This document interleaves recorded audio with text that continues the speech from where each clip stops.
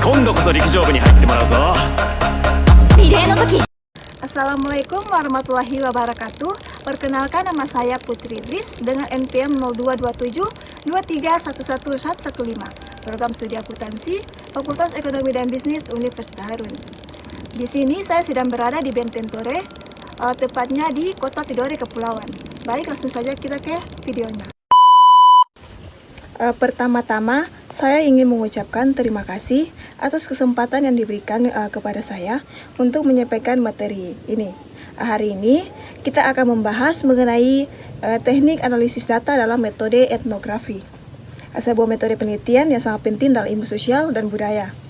Sebelum masuk ke pembahasan utama, mari kita pahami terlebih dahulu apa itu metode etnografi dan mengapa teknik analisis data sangat penting dalam metode ini.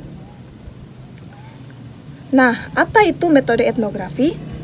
Metode etnografi adalah salah satu metode penelitian kualitatif yang digunakan untuk memahami kehidupan sosial, budaya, dan perilaku suatu kelompok masyarakat secara mendalam. Penelitian etnografi biasanya dilakukan dengan yang pertama itu observasi partisipatif, di mana peneliti terlibat langsung dalam kehidupan masyarakat yang diteliti. Yang kedua, wawancara mendalam, di mana peneliti berbicara dengan anggota masyarakat untuk memahami perspektif mereka. Yang ketiga itu dokumentasi, di mana ia mengumpulkan catatan lapangan, rekaman, foto, atau dokumen lainnya. Namun, setelah data dikumpulkan, tantangan terbesarnya adalah bagaimana ia mengolah dan menganalisis data agar menghasilkan pemahaman yang mendalam dan bermakna. Oleh karena itu, kita perlu memahami berbagai teknik analisis data dalam metode etnografi. Yang kedua, ada teknik analisis data dalam metode etnografi.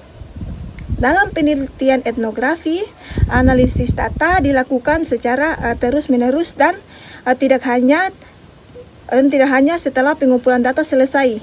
Ini berarti bahwa selama proses penelitian, peneliti sudah mulai mengorganisasi, menginterpretasi, dan memahami data yang diperoleh. Berikut adalah beberapa teknik utama dalam analisis data metode etnografi. Yang pertama, transkripsi dan coding data.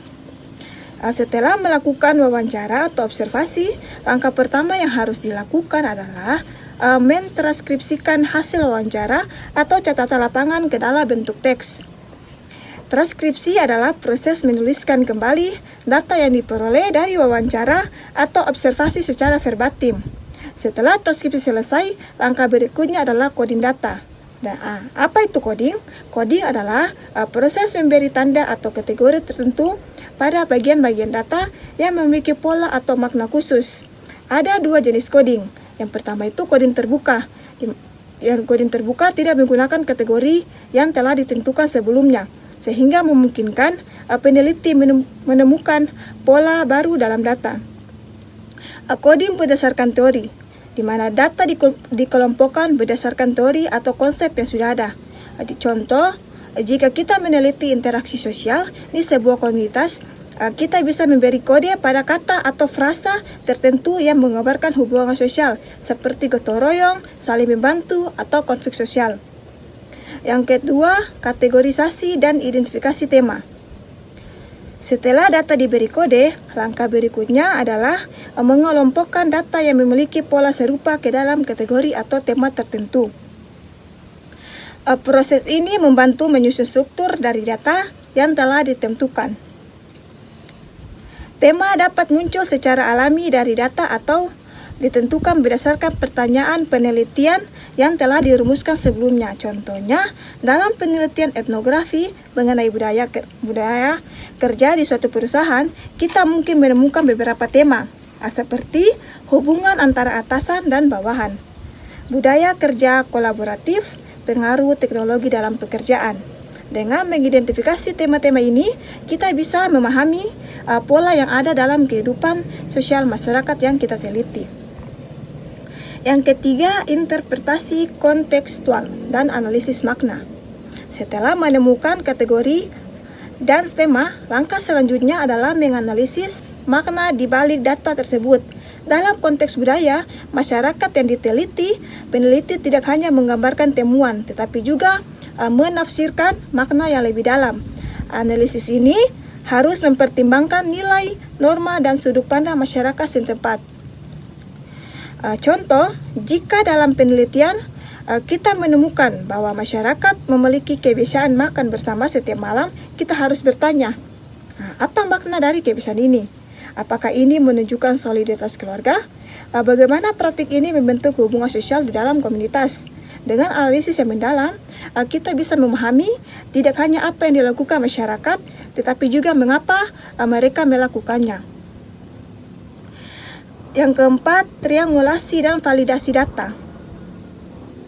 Agar hasil penelitian lebih valid dan dapat dipercaya, kita perlu melakukan triangulasi, yaitu membandingkan berbagai sumber data untuk memastikan keakuratan hasil penelitian. Ada beberapa jenis triangulasi yang dapat digunakan. Yang pertama, triangulasi sumber, di mana ia membandingkan informasi dari berbagai informan atau narasumber. Yang kedua, triangulasi metode, di mana ia membandingkan hasil dari berbagai teknik pengumpulan data. Misalnya, membandingkan hasil wawancara dengan observasi langsung. Yang ketiga, triangulasi teori, di mana ia membandingkan temuan dengan teori atau penelitian sebelumnya. Contohnya, jika dalam wawancara, seseorang mengatakan bahwa komunitasnya sangat menghargai gotong royong, kita harus membandingkannya dengan observasi langsung tentang bagaimana mereka bekerja sama dalam kegiatan sehari-hari. Dokumen atau arsip yang menunjukkan nilai gotong royong dalam komunitas mereka, triangulasi ini akan memastikan bahwa hasil penelitian tidak hanya berdasarkan satu perspektif, tetapi benar-benar mencerminkan kondisi nyata di lapangan.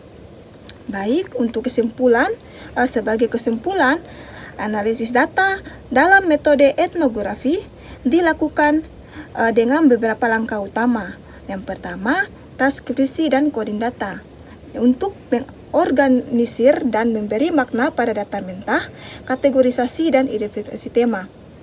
Yang kedua, untuk menemukan pola dan hubungan antar konsep, interpretasi kontekstual, itu untuk memahami makna budaya dari data yang dikumpulkan. Yang ketiga, triangulasi dan validasi. Untuk memastikan hasil penelitian lebih akurat dan dapat dipercaya melalui teknik-teknik ini, peneliti dapat memperoleh pemahaman yang mendalam mengenai budaya dan kehidupan sosial masyarakat yang mereka teliti. Demikian paparan saya mengenai teknik analisis data dalam metode etnografi. Saya berharap materi ini dapat menambah wawasan kita semua tentang bagaimana menganalisis data dalam penelitian sosial dan budaya. Terima kasih atas perhatiannya. Jika ada yang kurang, saya mohon maaf. Wabillahi taufiq wal hidayah. Wassalamualaikum warahmatullahi wabarakatuh.